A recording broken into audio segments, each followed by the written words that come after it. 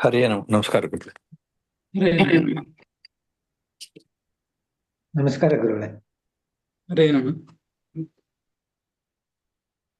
ನಮಸ್ಕಾರ ಆಚಾರ್ಯರಿಗೆ. ಆಚಾರ್ಯ, ಹರೇ ನಮ. ನಿನ್ನೆ ಅರುಣ ಅವ್ರು ಹೇಳಿದ್ರು ಹೇಳಿ. ಅವ್ರು ಸರಿಯಾಗಿ ಲಾಗಿನ್ ಆಗೋದು ಲಾಗೌಟ್ ಆಗೋದು ಅದು ಸರಿಯಾಗಿ ರೆಕಾರ್ಡ್ ಆಗಿಲ್ಲ ನಿನ್ನೆದು. ಹಾ ಹಾ ದಯವಿಟ್ಟು ನಿನ್ನೆದನ್ನ ಮತ್ತೆ ಮಾಡಬಹುದಾ ಇವತ್ತು ಅಂತ ಕೇಳಿದ್ರು.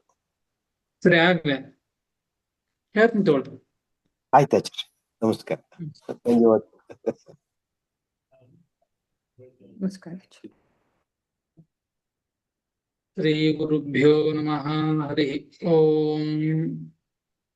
ನಾರಾಯಣಾಯ ಪರಿಪೂರ್ಣ ಗುಣಾರ್ಣವಾಯ ವಿಶ್ವೋದಯ ಸ್ಥಿತಿಲಯೋ ನಿಯತಿಪ್ರದಾಯ ಜ್ಞಾನಪ್ರದಾಯ ವಿಬುಧಾಸುರ ಸೌಖ್ಯ ದುಃಖ ಸತ್ಕಾರಣಾಯ ವಿತತಾಯ ನಮೋ ನಮಸ್ತೆ.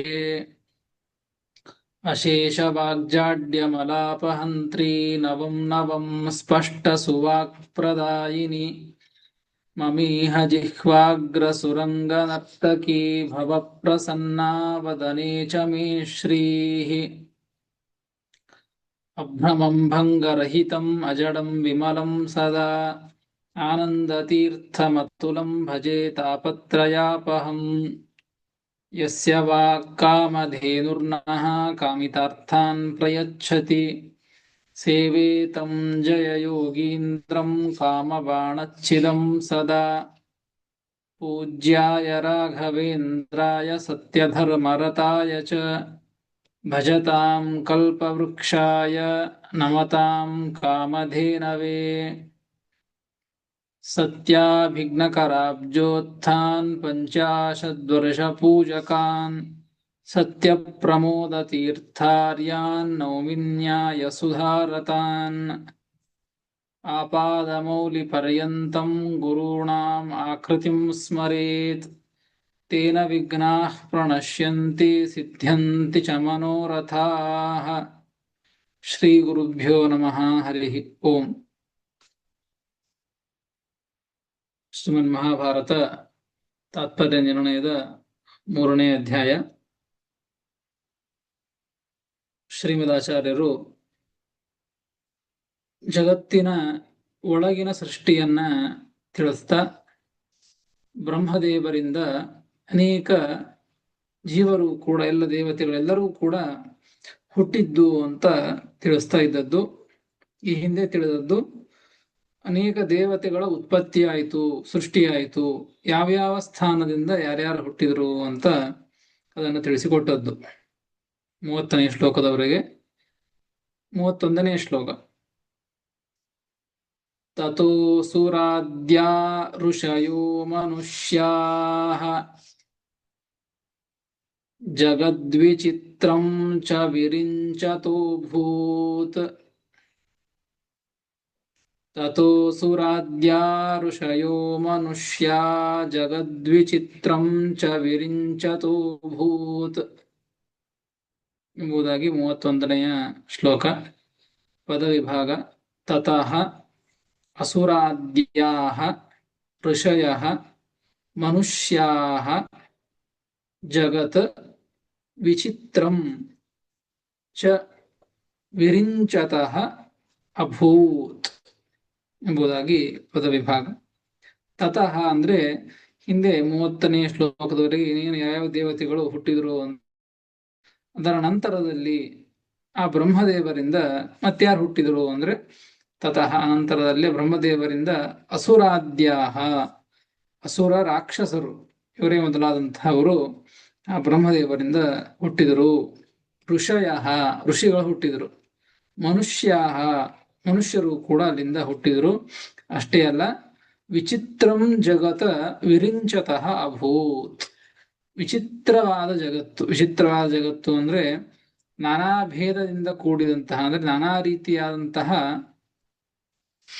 ಜೀವರಾಶಿಗಳು, ಆ ಎಲ್ಲ ಪದಾರ್ಥಗಳು ಕೂಡ ಇರುವಂತಹ ಜಗತ್ತು ಹುಟ್ಟಿಕೊಂಡಿತು, ಎಲ್ಲವೂ ಹುಟ್ಟಿತು ಅಂತ ಅರ್ಥ.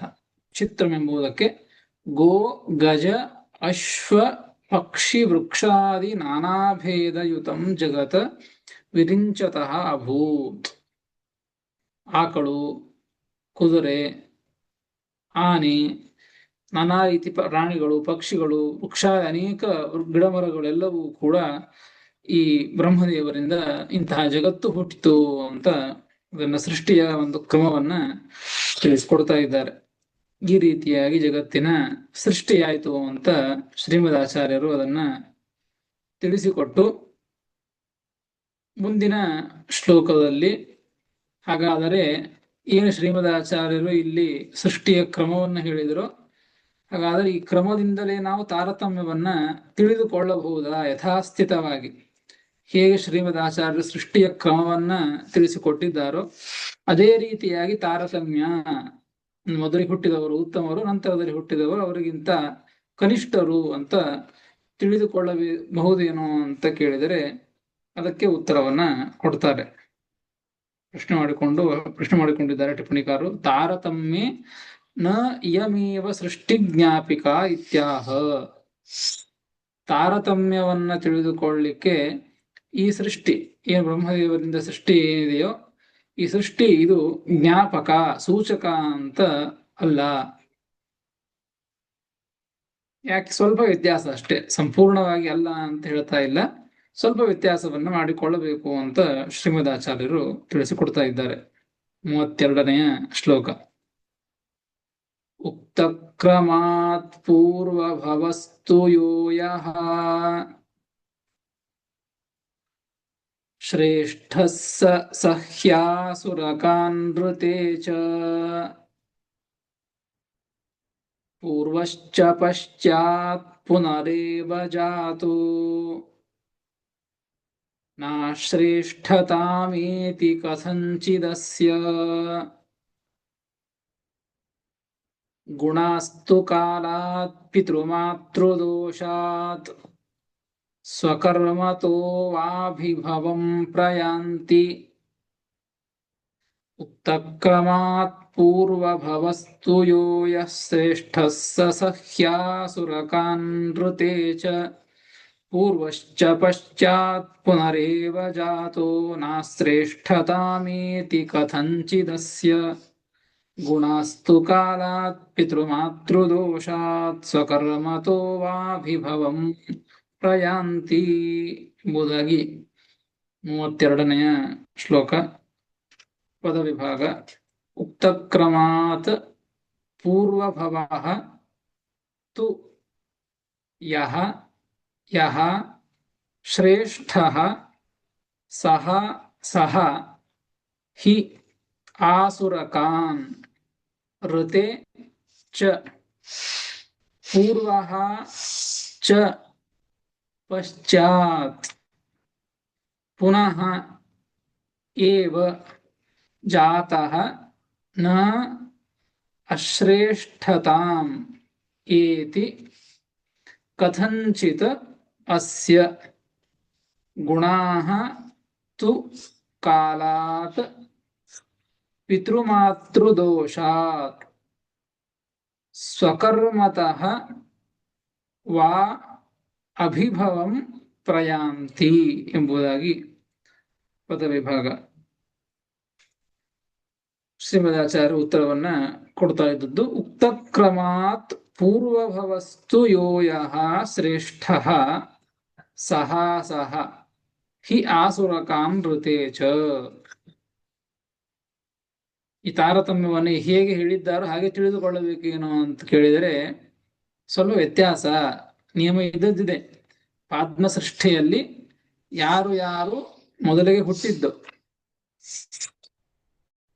ಉಕ್ತ ಕ್ರಮಾತ್ ಪೂರ್ವಭವ, ಹಿಂದೆ ಹೇಳಿದಂತೆ ಕ್ರಮದಲ್ಲಿ ಪೂರ್ವಭವ, ಯಹ ಯಹ ಪೂರ್ವಭವ, ಯಾರ್ಯಾರು ಮೊದಲಿಗೆ ಹುಟ್ಟಿದ್ದಾರೋ ಪೂರ್ವಭವ ಎಂಬುದಕ್ಕೆ ಪಾದ್ಮ ಸೃಷ್ಟೌ ಯೋ ಯಹ ಪೂರ್ವೋತ್ಪನ್ನ, ಪೂರ್ವದಲ್ಲಿ ಹುಟ್ಟಿದ್ದಾರೋ ಮೊದಲಿಗೆ ಹುಟ್ಟಿದ್ದಾರೋ ಅಂತ ಅರ್ಥ. ಸಹ ಸಹ ಶ್ರೇಷ್ಠ, ಅವರು ನಂತರದಲ್ಲಿ ಹುಟ್ಟಿದವರಿಗಿಂತಲೂ ಕೂಡ ಅವರು ಶ್ರೇಷ್ಠರು ಅಂತ ಇದು ಇದ್ದದ್ದು, ಇದೇ ನಿಯಮ. ಇದೇ ತಾರತಮ್ಯವನ್ನ ತಿಳಿದುಕೊಳ್ಳಲಿಕ್ಕೆ ಇರುವಂತಹ ಒಂದು ಕ್ರಮ. ಇಲ್ಲಿ ತಾರತಮ್ಯ ಇದೆ. ಆದರೆ ಅಸ್ಯ ಅಪವಾದಂ ಆಹ, ಸಂಸ್ಕೃತದಲ್ಲಿ ಹೇಳ್ತಾರೆ ಸರ್ವೇ ನಿಯಮಾಹ ಸಾಪವಾದಾಹ ಅಂತ ಹೇಳಿ. ಎಲ್ಲ ನಿಯಮಗಳು ಕೂಡ ಏನೋ ಒಂದು ನಿಯಮ ಮಾಡಿದ್ದಾರೆ ಅಂದ್ರೆ ಅದಕ್ಕೊಂದು ಅಪವಾದ ಇದ್ದೇ ಇರ್ತದೆ. ಸರ್ವೇ ನಿಯಮಾಹ ಸಾಪವಾದಾಹ, ಅಪವಾದ ಇಲ್ಲದಂತಹ ನಿಯಮ ಅಂತ ಯಾವುದು ಕಾಣೋದಿಲ್ಲ ನಮಗೆ ಜಗತ್ತಿನೊಳಗೆ. ಒಂದೇನೋ ನಿಯಮ ಮಾಡಿದ್ದಾರೆ ಅಂದ್ರೆ ಆ ನಿಯಮಕ್ಕೆ ಎಲ್ಲೋ ಒಂದು ಕಡೆಗೆ ಅಪವಾದ ಇದ್ದೇ ಇರ್ತದೆ. ಹಾಗೆ ಇಲ್ಲಿ ಒಂದು ಅಪವಾದ ಏನು ಅಂದ್ರೆ ಆ ಯಾರ್ಯಾರು ಮೊದಲಿಗೆ ಹುಟ್ಟಿದ್ದಾರೋ ಪೂರ್ವಭವ ಯಹ ಯಹ ಅಂತ ಹೇಳಿದ್ದಾರೋ ಅವರು ಶ್ರೇಷ್ಠ ಅಂತ ಹೇಳಿದ್ದು. ಆದರೆ ಒಬ್ಬರನ್ನ ಬಿಟ್ಟು ಅಂತ ಹೇಳ್ತಾರೆ ಶ್ರೀಮದಾಚಾರ್ಯರು. ಆಸುರಕಾನ್ ಋತೇಚ, ಅಸುರರನ್ನ ಬಿಟ್ಟು ಈ ನಿಯಮ ಅಲ್ಲಿ ಸಂಬಂಧಪಡ್ತದೆ. ಯಾರು ಮೊದಲಿಗೆ ಹುಟ್ಟಿದ್ದಾರೋ ಅವರು ಶ್ರೇಷ್ಠರು ಅಂತ ಹೇಳಿ. ಎಲ್ಲಿದು ಅಸುರರನ್ನ ಬಿಟ್ಟು, ಅಸುರರು ಪೂರ್ವದಲ್ಲಿ ಹುಟ್ಟಿದ್ದಾರೆ ಅಂದ ಮಾತ್ರಕ್ಕೆ ಅವ್ರ ಕೆಳಗಿನಗಿಂತ ವ್ಯಕ್ತಿಗಳಿಗಿಂತಲೂ ಕೂಡ ಇವರು ಶ್ರೇಷ್ಠರು ಅಂತ ಆಗೋದಿಲ್ಲ. ಇದು ಒಂದು ಅಪವಾದ ಅಷ್ಟೇ. ಇವರು ಈ ಪಾದ್ಮ ಸೃಷ್ಟಿಯಲ್ಲಿ ಮೊದಲಿಗೆ ಹುಟ್ಟಿದರೂ ಕೂಡ, ಕೆಲವು ದೇವತೆಗಳ ಮೊದಲಿಗೆ ಹುಟ್ಟಿದರೂ ಕೂಡ ಇವರು ಉತ್ತಮ ಅಂತ ಆಗೋದಿಲ್ಲ, ಅಧಮ ಅಂತ ಆಗೋದು. ಇವರನ್ನು ಬಿಟ್ಟು ಉಳಿದೆಲ್ಲ ಸೃಷ್ಟಿಯ ಕ್ರಮದಲ್ಲಿಯೂ ಕೂಡ ಮೊದಲಿಗೆ ಯಾರು ಹುಟ್ಟಿರ್ತಾರೋ ಅವರು ಶ್ರೇಷ್ಠರು, ನಂತರದಲ್ಲಿ ಹುಟ್ಟಿದವರು ಅವರಿಗಿಂತ ಅವರು ಅಧಮರು ಅಂತ ಅರ್ಥ. ಅದನ್ನ ಶ್ರೀಮದಾಚಾರ್ಯರು ನಿರ್ಣಯವನ್ನ ಮಾಡಿದ್ದು. ಉಕ್ತ ಕ್ರಮಾತ್ ಪೂರ್ವಭವಸ್ತು ಯೋಯಃ ಶ್ರೇಷ್ಠ ಸಹ್ಯಾಸುರಕಾನ್ ಋತೇಚ ಎಂಬುದಾಗಿ ಇಷ್ಟು ಒಂದು ನಿರ್ಣಯವನ್ನ ಮಾಡಿದರು. ಇದರ ಮೇಲೆ ಒಂದು ಪ್ರಶ್ನೆ. ಪಾದ್ಮ ಸೃಷ್ಟೌ ಯಹ ಪೂರ್ವಜಾತಃ ಸಹ ಕಸ್ಯಚಿತ್ ಸೃಷ್ಟೌ ಪಶ್ಚಾತ್ಯದಿ ಜಾಯೇತ ತದಾ ಕಥಂ ಇತ್ಯಾಹ. ನೋಡ್ರಿ, ಪಾದ್ಮ ಸೃಷ್ಟಿಯಲ್ಲಿ ನಿಯಮ ಏನು? ಯಾರು ಮೊದಲಿಗೆ ಹುಟ್ಟಿರ್ತಾರೋ ಅವರು ಶ್ರೇಷ್ಠರು, ನಂತರದಲ್ಲಿ ಹುಟ್ಟಿದವರು ಅವರಿಗಿಂತ ಅವರು ಅಧಮರು ಅಂತ ಇಷ್ಟು ನಿಯಮ ಆದದ್ದು. ಈ ಪ್ರಶ್ನೆ ಕೇಳ್ತಾ ಇದ್ದದ್ದೇನು, ಅದಕ್ಕೆ ಶ್ರೀಮದ್ ಆಚಾರ್ಯ ಉತ್ತರವನ್ನು ಕೊಡ್ತಾ ಇದ್ದದ್ದೇನು ಅಂದ್ರೆ, ಪ್ರಶ್ನೆ ಏನು ಅಂದ್ರೆ, ಮುಂದಿನ ಸೃಷ್ಟಿಯಲ್ಲಿ ಪಾದ್ಮ ಸೃಷ್ಟಿ ಆಯಿತು, ಎಲ್ಲ ದೇವತೆಗಳ ಸೃಷ್ಟಿ ಆಯಿತು, ಎಲ್ಲರ ಸೃಷ್ಟಿ ಆಯಿತು. ಮತ್ತೆ ಈ ದೇವತೆಗಳು ಜಗತ್ತಿನೊಳಗೆ ಅನೇಕ ರೀತಿಯಾಗಿ ಮತ್ತೆ ಅವತಾರವನ್ನು ಮಾಡ್ತಾರೆ. ಅದನ್ನು ಅವಾಂತರ ಸೃಷ್ಟಿಗಳು ಅಂತ ಕರೀತಾರೆ. ಸಣ್ಣ ಸಣ್ಣ ಸೃಷ್ಟಿಗಳು ಮತ್ತೆ ಬೇಕಾದ ಸೃಷ್ಟಿಗಳಾಗ್ತವೆ.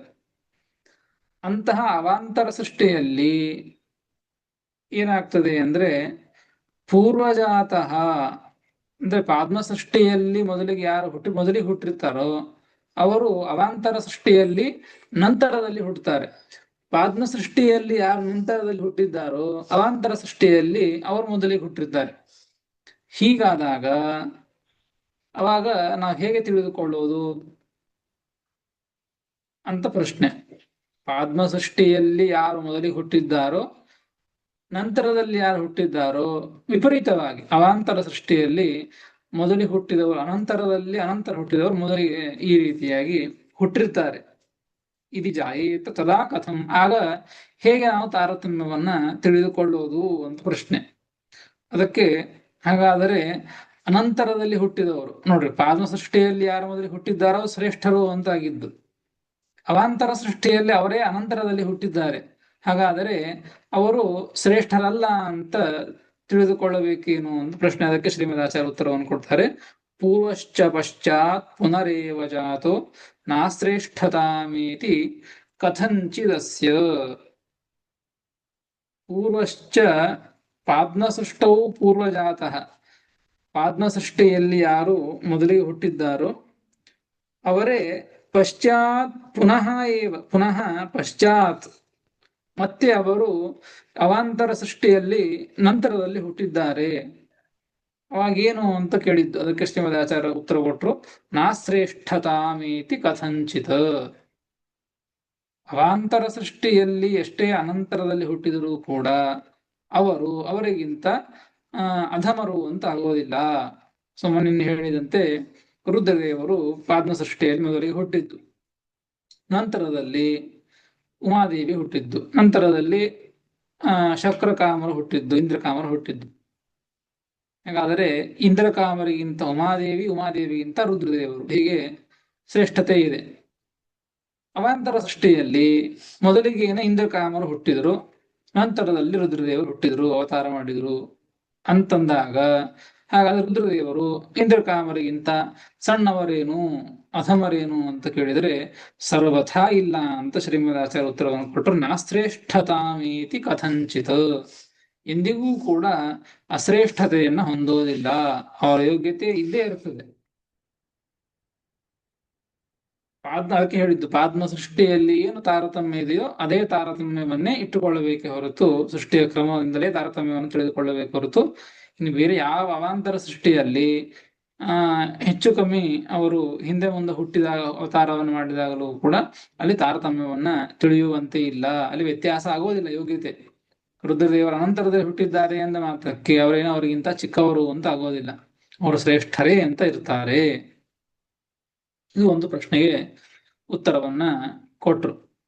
ಇದರ ಮೇಲೆ ಮತ್ತೊಂದು ಪ್ರಶ್ನೆ,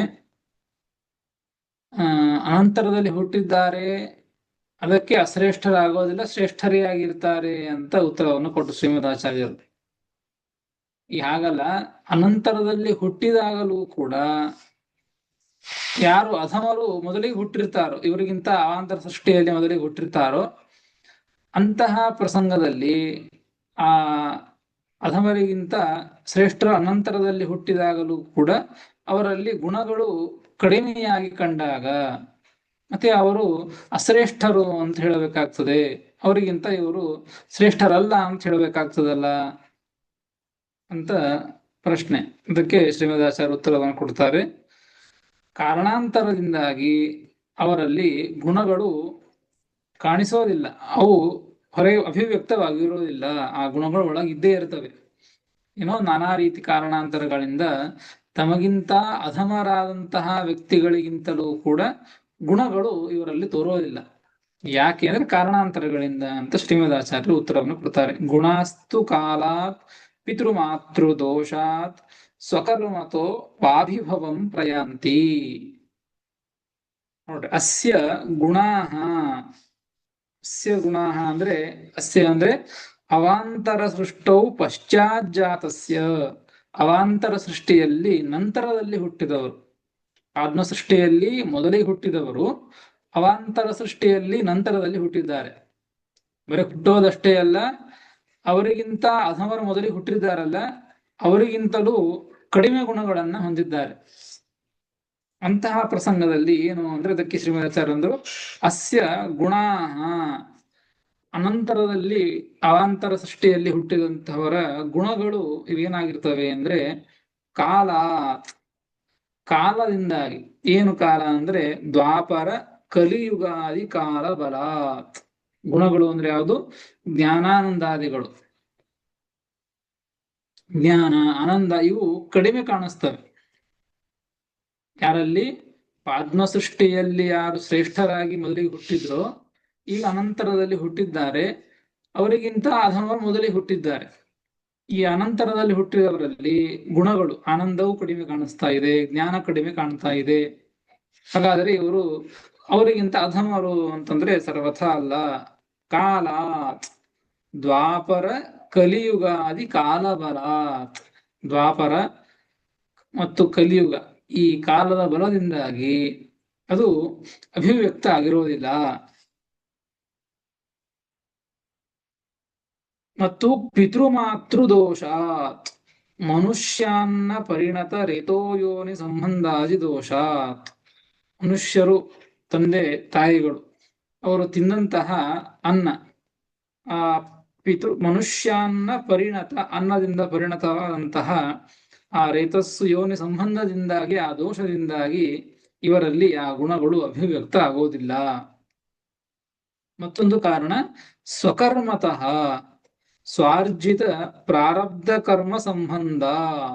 ತಾವು ಗಳಿಸಿದಂತಹ ಪ್ರಾರಬ್ಧ ಕರ್ಮ, ಆ ಪ್ರಾರಬ್ಧ ಕರ್ಮದಿಂದಾಗಿ ಏನಾಗ್ತದೆ ಅಂದ್ರೆ ಅಭಿಭವಂ ಪ್ರಯಾಂತಿ, ಅನಭಿವ್ಯಕ್ತಂ ಗಚ್ಚಂತಿ ಇತ್ಯರ್ಥ.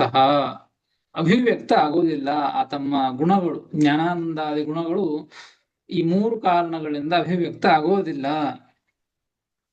ಆದ್ರೆ ಒಳಗೆ ಇದ್ದೇ ಇರ್ತದೆ, ಎಲ್ಲ ಜ್ಞಾನವೂ ಇರ್ತದೆ, ಅಷ್ಟು ಆನಂದವೂ ಇರ್ತದೆ, ಅವರ ಯೋಗ್ಯತೆಗೆ ತಕ್ಕಂತೆ. ಅಭಿವ್ಯಕ್ತ ಹೊರಗೆ ಮಾತ್ರ ಬಂದಿರೋದಿಲ್ಲ.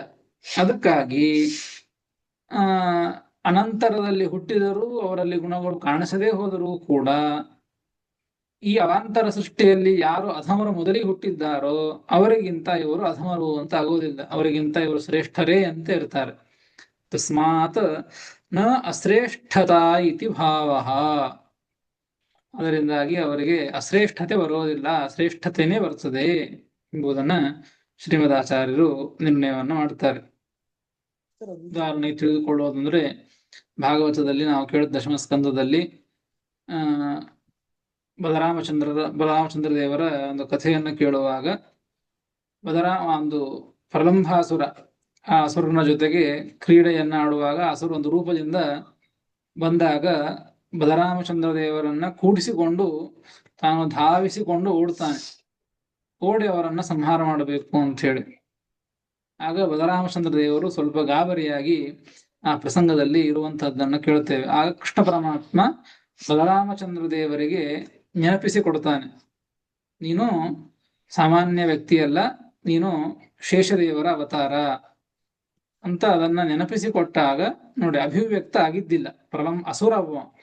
ಅಸುರನಿಗೆ ಏನು ಶಕ್ತಿ ಇದೆಯೋ ಅವನಿಗಿಂತಲೂ ಅನಂತಪಟ್ಟು ಶಕ್ತಿ ಇದೆ ಈ ಬಲರಾಮಚಂದ್ರ ದೇವರಿಗೆ. ಇಡೀ ಬ್ರಹ್ಮಾಂಡವನ್ನೇ ತಲೆ ಮೇಲೆ ಹೊತ್ತಿದಂಥವರು ಅಂತಹ ಶೇಷದೇವರು ನೋಡ್ರಿ, ಕಾಲಬಲಾತ್ ಮತ್ತು ಪಿತೃಮಾತೃದೋಷಾತ್ ಸ್ವಕರ್ಮತಃ ಅನೇಕ ಕಾರಣಗಳಿಂದಾಗಿ ಅವರಲ್ಲಿದ್ದಂತಹ ಗುಣ ಶಕ್ತಿ ಅಥವಾ ಜ್ಞಾನ ಬರಲಿಲ್ಲ ಅವರಿಗೆ. ನಾನು ಶೇಷದೇವರು ಅಂತ ಆ ಪ್ರಸಂಗದಲ್ಲಿ ಜ್ಞಾನ ಬರಲಿಲ್ಲ, ಶಕ್ತಿ ಅಭಿವ್ಯಕ್ತ ಆಗಿಲ್ಲ, ಜ್ಞಾನಾಭಿವ್ಯಕ್ತ ಆಗಲಿಲ್ಲ.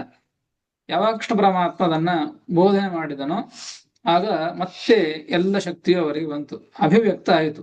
ಮುಂದೆ ಅಸುರನನ್ನ ಸಂಹಾರ ಮಾಡ್ತಾರೆ ಅಂತ ಕಥೆಯನ್ನ ಕೇಳುತ್ತೇವೆ. ನೋಡಿ, ಅಸುರನಿಗಿಂತಲೂ ಇವರು ಉತ್ತಮರು.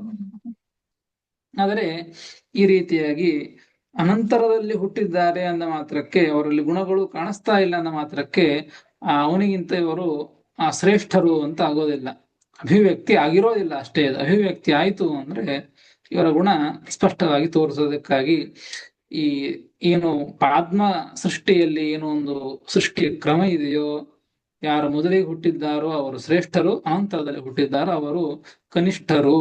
ಇದು ಯಾವಾಗಲೂ ಕೂಡ ಆ ಪ್ರಸಂಗದಲ್ಲಿ ಅಷ್ಟೇ ಅಂತ ಅಲ್ಲ, ಅವಾಂತರ ಸೃಷ್ಟಿಯಲ್ಲಿಯೂ ಕೂಡ ಈ ನಿಯಮ ಅಲ್ಲಿ ಸಂಬಂಧಪಟ್ಟೇ ಬಿಡುತ್ತದೆ. ಅವರಲ್ಲಿ ಗುಣಗಳು ಕಾಣಿಸ್ತೇ ಇರಲಿ, ಅವರು ಶ್ರೇಷ್ಠರೇ ಎಂಬುದನ್ನ ಶ್ರೀಮದಾಚಾರ್ಯರು ಆ ನಿರ್ಣಯವನ್ನ ಮಾಡಿ ತಿಳಿಸಿಕೊಡ್ತಾರೆ.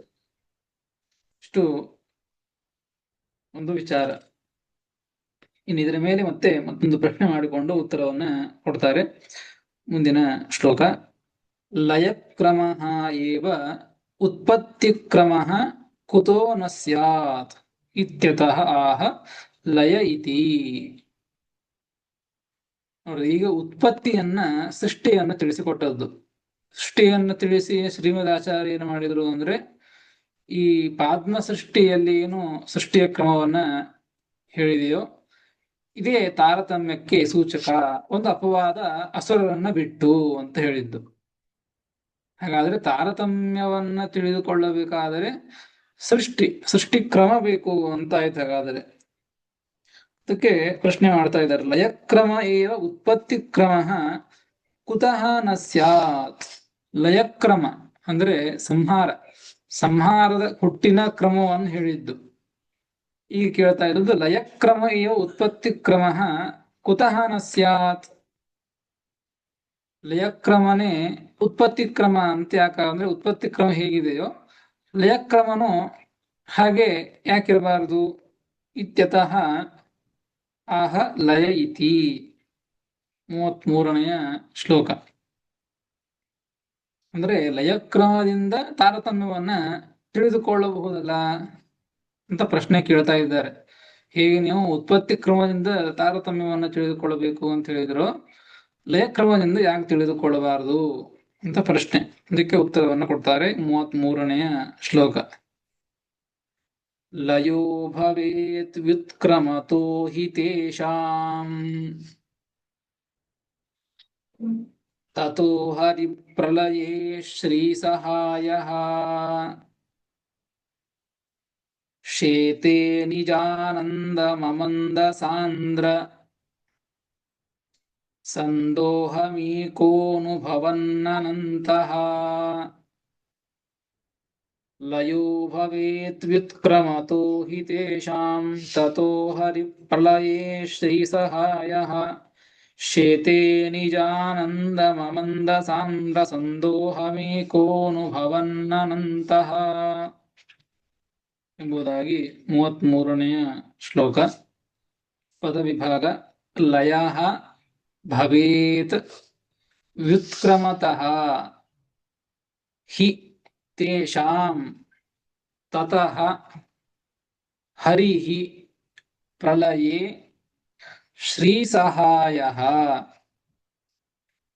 ಶೇತೆ ನಿಜಾನಂದಂ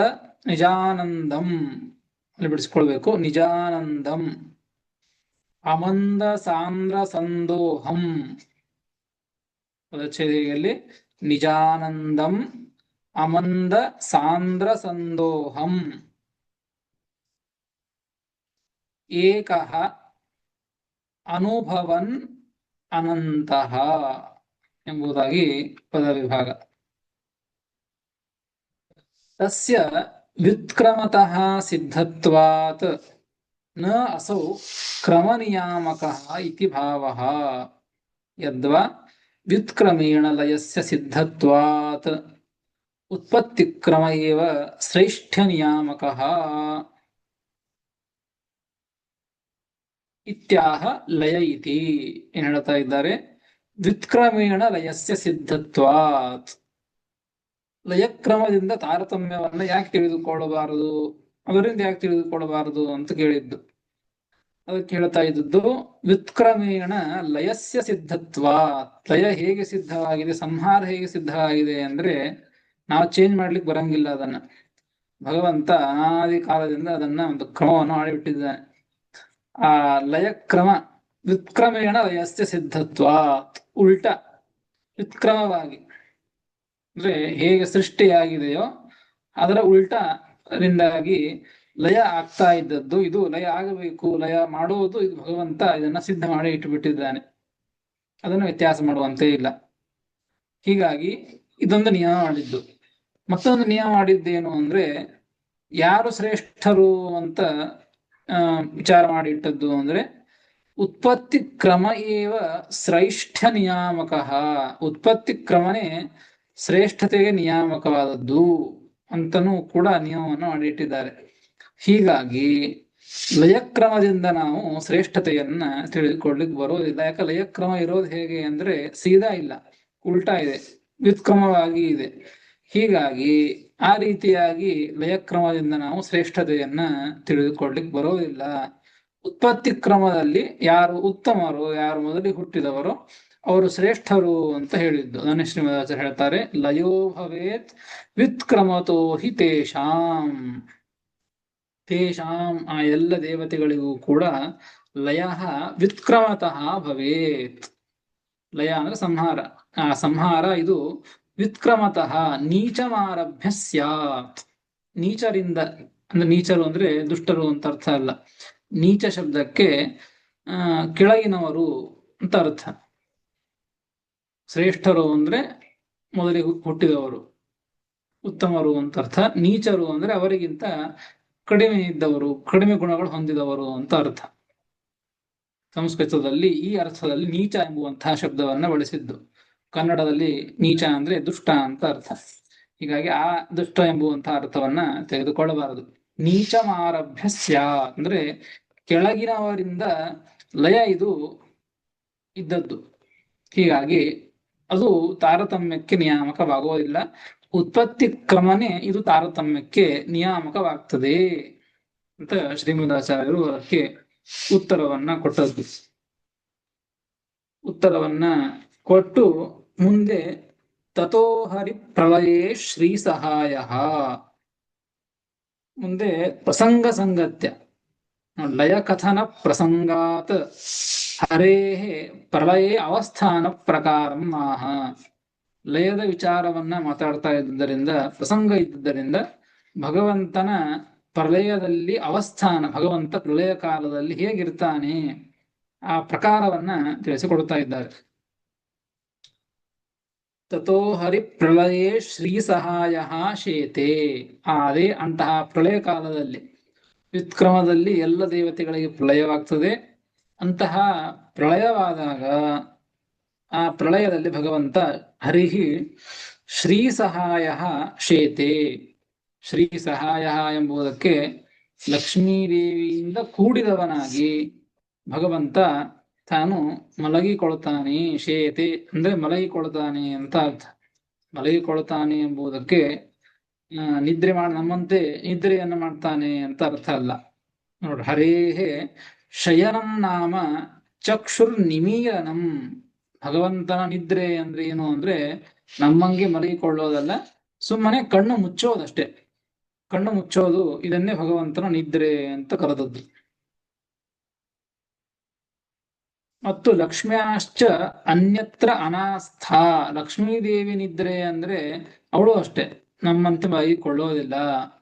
ಅವಳು ಕೂಡ ಬೇರೊಂದು ಕಡೆಗೆ ಮನಸ್ಸನ್ನ ಕೊಡೋದಿಲ್ಲ. ಅವಳು ಲಕ್ಷ್ಯ ಗಮನವನ್ನು ಕೊಡೋದಿಲ್ಲ ಜಗತ್ತಿನ ಬೇರೆ ಕಡೆಗೆ. ಭಗವಂತನಲ್ಲಿಯೇನೆ ಅವಳು ಆಸ್ಥತೆಯನ್ನ ಇಟ್ಟಿರ್ತಾಳೆ, ಮನಸ್ಸನ್ನು ಇಟ್ಟಿರ್ತಾಳೆ. ಬೇರೆ ಯಾವ ವಿಚಾರವನ್ನು ಕೂಡ, ಚಿಂತನೆಯನ್ನು ಕೂಡ ಮಾಡೋದಿಲ್ಲ.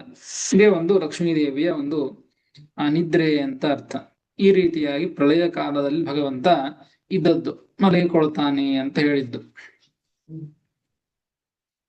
ಶೇತೆ ಇತ್ಯುಕ್ತ್ಯ ಪ್ರಾಪ್ತ ಅಜ್ಞಾನ ಸಂಬಂಧಂ ನಿವಾರಯತಿ. ಭಗವಂತ ಮಲಗಿಕೊಳ್ತಾನೆ ಅಂತ ಹೇಳಿದ ಕೂಡಲೇ ಮತ್ತೆ ಯಾರು ಮಲಗಿಕೊಂಡಿರ್ತಾರೋ ಅವರಿಗೆ ಅಜ್ಞಾನ ಇರ್ತದೆ. ಆ ಪ್ರಸಂಗದಲ್ಲಿ ಸುತ್ತಮುತ್ತ ಏನು ನಡೀತದೆ ಗೊತ್ತಿಲ್ಲ, ಏನೂ ಗೊತ್ತಿರೋದಿಲ್ಲ, ಅಜ್ಞಾನ ಇರ್ತದೆ. ಹಾಗಾದ್ರೆ ಭಗವಂತ ಮಲಗಿಕೊಳ್ತಾನೆ ಅಂದ್ರೆ ಭಗವಂತನಿಗೂ ಅಜ್ಞಾನವಂತೇನೋ, ಅಜ್ಞಾನ ಇದೆ ಅಂತ ಒಂದು ಪ್ರಶ್ನೆ ಬರ್ತದೆ. ಅದಕ್ಕೆ ಶ್ರೀಮದಾಚಾರ್ಯ ಉತ್ತರವನ್ನು ಕೊಡ್ತಾರೆ. ನಿಜಾನಂದಂ ಅಮಂದ ಸಾಂದ್ರ ಸಂದೋಹಂ ಏಕಃ ಅನುಭವನ್ ಅನಂತಃ. ಭಗವಂತ ಸರ್ವಥ ಅಜ್ಞಾನವನ್ನು ಹೊಂದಿದವನಲ್ಲ.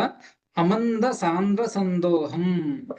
ಅಮಂದ ಅಂದ್ರೆ ಪೂರ್ಣವಾದ, ಸಾಂದ್ರ ನಿಬಿಡವಾದ, ಸಂದೋಹ ಅಂದ್ರೆ ಸಮುದಾಯ ರೂಪವಾದಂತಹ ನಿಜಾನಂದಂ ಸ್ವರೂಪಾನಂದವನ್ನ ಭಗವಂತ ಅನುಭವಸ್ತಾ ಕಣ್ಣು ಮುಚ್ಚಿರ್ತಾನಷ್ಟೇ. ನಿದ್ದೆ ಮಾಡ್ತಾ ಇರೋದಿಲ್ಲ, ಅಜ್ಞಾನ ಇರೋದಿಲ್ಲ. ಸ್ವರೂಪಾನಂದವನ್ನ, ನಿಬಿಡವಾದ ಸ್ವರೂಪಾನಂದವನ್ನ, ಪೂರ್ಣವಾದ ಸ್ವರೂಪಾನಂದವನ್ನ ಅನುಭವಿಸ್ತಾ ಭಗವಂತ ಇಲ್ಲಿ ಕಣ್ಣನ್ನು ಮುಚ್ಚಿರ್ತಾನೆ. ಹೇಗಿದ್ದಾನೆ ಭಗವಂತ ಅಂದ್ರೆ ಅನಂತಹ. ಅವನಿಗೆ ಕಾಲತಃ ಅಂತ್ಯ ಇಲ್ಲ. ಮತ್ತೆ ಪ್ರಳಯ ಕಾಲದಲ್ಲಿ ಯಾರೂ ಇರೋದಿಲ್ಲ ಅಂತ ಹೇಳ್ತಾರೆ. ಭಗವಂತ ಹೇಗಿರ್ತಾನೆ ಪ್ರಳಯ ಕಾಲದಲ್ಲಿ ಅಂದ್ರೆ ಭಗವಂತ ಅನಂತ. ಭಗವಂತನಿಗೆ ಕಾಲತೋಪಿ ಪರಿಚ್ಛೇದ ಶೂನ್ಯ.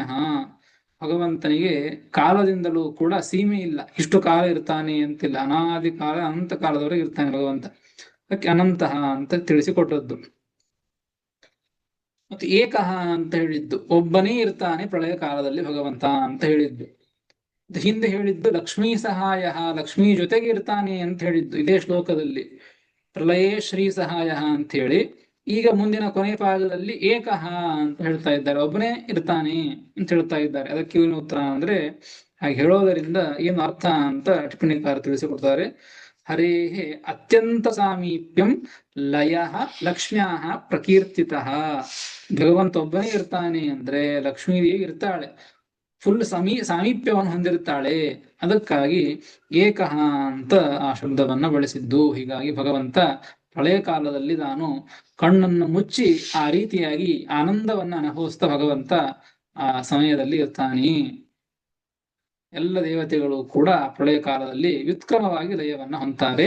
ವ್ಯುತ್ಕ್ರಮವಾದಂತಹ ಲಯ ಇದು ತಾರತಮ್ಯಕ್ಕೆ ನಿಯಾಮಕ ಅಲ್ಲ, ಸೃಷ್ಟಿಯ ಕ್ರಮನೇ ಇದು ತಾರತಮ್ಯಕ್ಕೆ ನಿಯಾಮಕ ಎಂಬುದನ್ನ ಶ್ರೀಮದಾಚಾರ್ಯರು ಅದನ್ನ ತಿಳಿಸಿಕೊಟ್ಟಿದ್ದಾರೆ. ಮುಂದೆ ಅದೇ ರೀತಿಯಾಗಿ ಮತ್ತೆ ಭಗವಂತ ಆ ಪ್ರಳಯ ಕಾಲದಲ್ಲಿ ಹೇಗಿರ್ತಾನೆಯೇ ಆ ವಿಚಾರವನ್ನು ಮತ್ತೆ ಮುಂದಿನ ಶ್ಲೋಕದಲ್ಲಿ ತಿಳಿಸಿಕೊಟ್ಟಿದ್ದಾರೆ. ಅದನ್ನು ಮತ್ತೆ ನಾಳೆ ತಿಳಿದುಕೊಳ್ಳೋಣ ಅಂತ ಹೇಳ್ತೇನೆ. ಶ್ರೀಕೃಷ್ಣಾರ್ಪಣಮಸ್ತು. ಹರಯೇ ನಮಃ. ಶ್ರೀಕೃಷ್ಣಾರ್ಪಣಮಸ್ತು. ಹರಿಯೇ ನಮಃ. ನಮಸ್ಕಾರ. ಹರೇ ನಮಃ ಆಚಾರ್ಯ.